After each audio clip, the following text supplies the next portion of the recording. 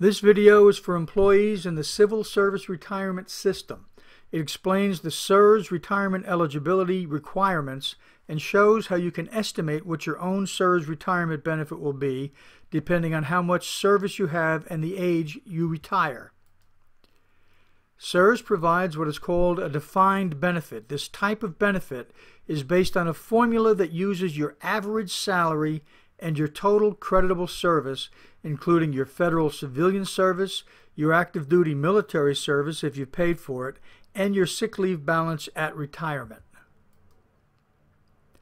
To be eligible for a retirement benefit from CSRS, most employees must be at least 55 years of age with at least 30 or 60 years of age with at least 20 years of creditable civilian and paid-for military service. CSRS law enforcement officers must have at least 20 years of creditable LEO service and be at least 50 years of age. Note that your sick leave is not included in your eligibility determination. Additionally, LEOs must retire at age 57 if they have 20 or more years of LEO service. If they haven't yet reached 20 years of LEO service at 57, they can continue to work in a law enforcement position but must retire as soon as they reach 20 years. Agency heads can authorize a LEO to work until age 60 if the continued service is in the public interest. The President can permit continued LEO employment until beyond age 60. Regular CSRS annuities are calculated in two parts that are added together to yield a basic annuity amount. The first part, you get 16.25% of your average salary for your 10 years of creditable service. Part 2 gives you an additional 2% for each year over 10, and your unused sick leave credit is included here. So a CSRS employee with 30 years of service receives a basic CSRS annuity that is a percentage of the average salary. That is 16.25% plus 2% times 20, or 40%, and that equals 56.25% of the average salary.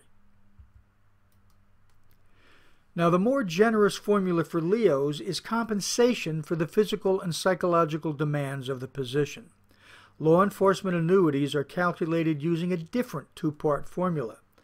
Part 1, 2.5% of the average salary for each of the first 20 years of LEO or law enforcement service. And Part 2 is 2% for each of the remaining years of creditable service, whether it's LEO or non-LEO, including credit for the sick leave balance.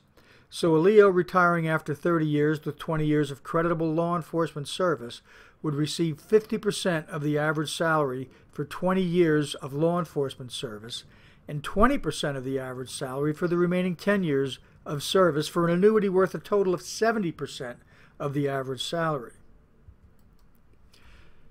For a regular CSRS employee with 30 years of total federal service receiving 56.25% of an average salary of $80,000, the basic annuity benefit would be $45,000. A CSRS law enforcement employee retiring with 30 years of service, including at least 20 that were law enforcement, would receive 70% of the average salary for a $56,000 basic benefit. Now, if you're a Csrs-Offset employee, you're in a slightly different situation. With 30 years of total federal service, you'll receive the same percentage, 56.25%, of the average salary as the regular CSRS employee, but your annuity will be reduced when you turn 62 by a percentage of your estimated Social Security benefit. The offset is calculated as a fraction of your age 62 Social Security estimate based on your total years under Csrs-Offset divided by Social Security's work history constant of 40 years.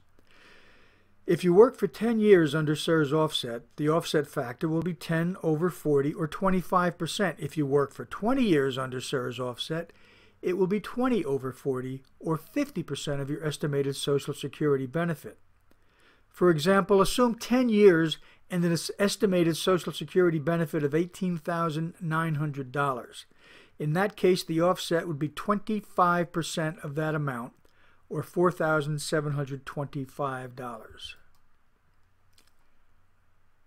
Now, you may choose not to apply for Social Security benefits until you're older than 62 in order to get a higher benefit from Social Security.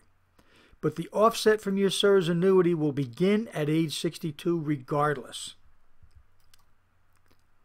If you're a Csrs employee and work for 41 years and 11 months of total federal service, you will receive the so-called maximum annuity. That's 80% of your average salary. So an $80,000 average salary would bring in a basic maximum annuity benefit of $64,000. Unused sick leave credit would be added on top of that 80%. So if you retired with a year's worth of sick leave, 2,087 hours of sick leave converts to a full year, your basic annuity would actually be 82% of $80,000 or $65,600 a year. Csrs Leos reach 80% after 35 years of federal service. As with regular Csrs computations, they also receive credit for sick leave, which would raise that annuity percentage over the 80% maximum of average salary. Survivor annuity benefits can be a very important part of your total retirement package. In fact, under current law, if you are married at retirement, you are required to elect a full survivor annuity for your spouse. If you don't want to elect a full survivor annuity, you may elect a partial survivor annuity or no survivor annuity at all, but you have to include a consent form signed by your spouse and notarized with your retirement application. Also, if you're married at retirement, you must include a copy of your marriage certificate with your retirement application. The default election is a full survivor election. So if you're married and elect anything less than a maximum survivor annuity, you must include that consent form with your application. If you don't, OPM will delay processing your case to give you a chance to provide a completed consent form. And if they don't receive one, they will ultimately compute your annuity with a full survivor benefit and consequent reduction. They will do this even if you indicate on your application that you want to leave no survivor benefit or a partial survivor benefit. The cost to you of a full survivor election is a reduction of approximately 10% to your basic annuity. The payoff for your surviving spouse is a monthly annuity worth 55% of your own unreduced annuity. A $45,000 unreduced basic annuity will provide a surviving spouse with $24,750. And this amount, as with your own annuity, will be increased by cost of living adjustments each year. If your spouse will not require a full survivor annuity, you can elect a smaller annuity, and it will cost you less if you do so. But remember, you'll have to include a notarized consent form signed by your spouse with your retirement application. If you and your spouse agree to less than a full survivor benefit, Csrs allows you to choose a basis to be used in computing that survivor benefit. The basis is simply an amount of dollars smaller than your basic annuity. For example, if you elected $20,000 instead of the full $45,000 annuity as the basis for the survivor annuity, you would provide a survivor benefit of 55% of $20,000 or $11,000. And the reduction to your own annuity in this case would be about $2,000. Now, the smallest amount you can elect as a basis is $22. This would provide a survivor benefit of only $1 a month and cost you a reduction to your own annuity of less than $1 a year. This can be a useful option if your spouse is not dependent on your income, because while it doesn't reduce your annuity significantly, it does establish annuitant status for your spouse. This will allow your spouse to continue health insurance coverage under the Federal Employee Health Benefits Program, assuming you had self and family coverage at the time of death.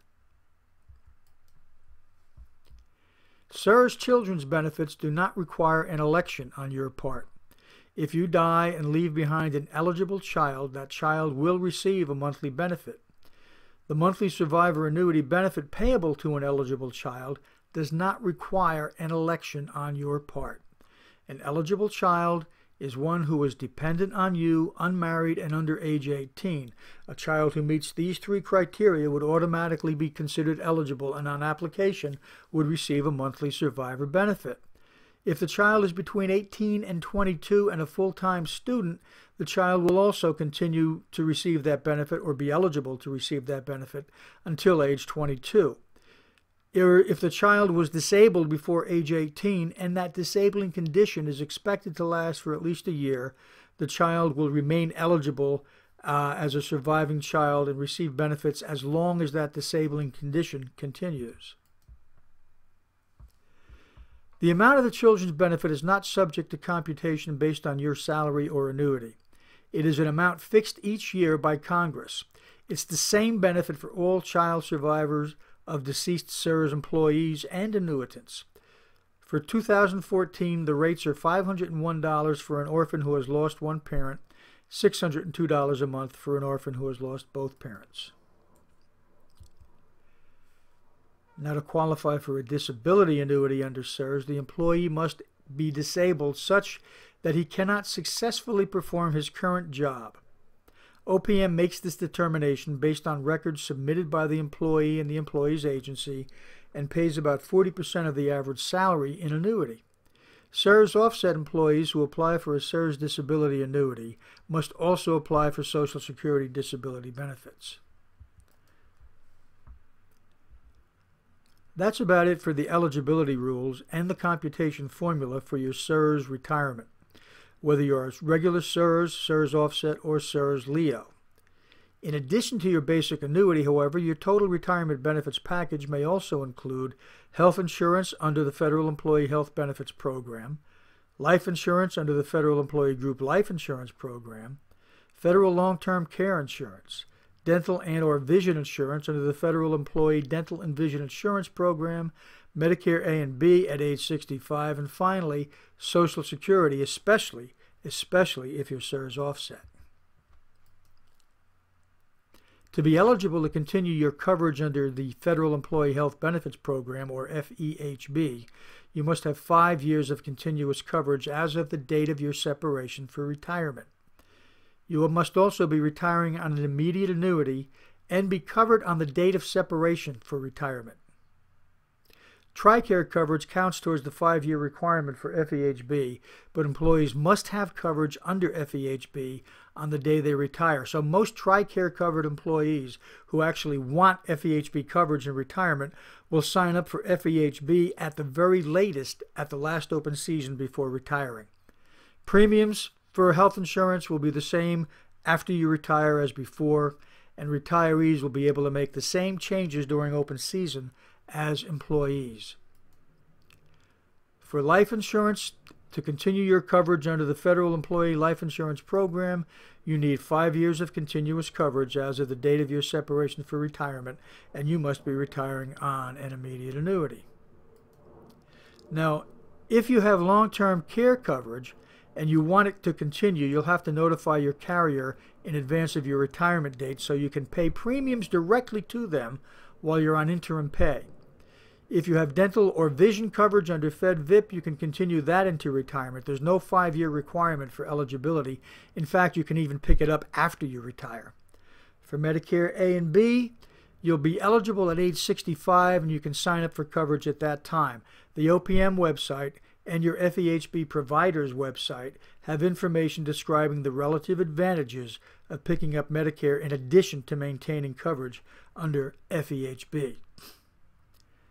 Now, you will be eligible for Social Security if you're a Csrs-Offset employee, but you can also be eligible if you're a full CSRS employee and worked outside of the federal government paying Social Security taxes to earn enough credits to qualify for a benefit. You need 40 credits to be eligible for a Social Security benefit. Well, that's it. Your CSRS benefits in a nutshell. Now, if you want to take control of your retirement, this video is a good first step, but there's much more to do. You should attend pre-retirement seminars, consult with your Human Resources Office about your benefits, request and/or compute annuity estimates for yourself using different dates and elections, and familiarize yourself with the information available on websites such as OPM's opm.gov, the Thrift Savings Plan's tsp.gov, Social Security's ssa.gov, Medicare.gov, and other websites. Now, retirement takes planning, but as federal employees, your potential benefits are excellent. But remember that the surest path to a good retirement is good preparation. Good luck.